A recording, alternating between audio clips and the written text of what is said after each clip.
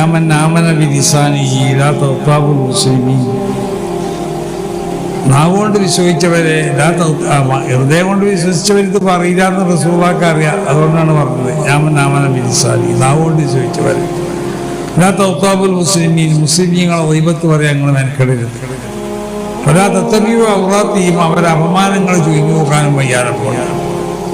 ഒമൻ തത്തബഅ ഔറാത്തിഹിം, അവരെ അപമാനങ്ങൾ അവരെ പോരായ്മകൾ ചുരുങ്ങി നോക്കിക്കൊണ്ട് ഒരുത്തൻ വയ്യാതെ പോയാൽ യുഫ്ദിഉഹുല്ലാഹു വലൗ ഫീ ബൈത്തിഹി, അവൻ അല്ലാഹു വശർദത്തിലാക്കും വലൗ ഫീ ബൈത്തിഹി.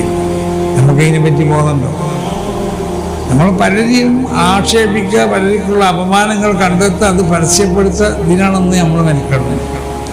അങ്ങനെ മനുഷ്യൻ പാടെ വ്യത്യാസപ്പെട്ട് ധാർമ്മിക ബോധം നമ്മളിൽ ഇല്ലാതെ ജീവിച്ചുകൊണ്ടിരിക്കുന്ന ഒരു കാലഘട്ടം.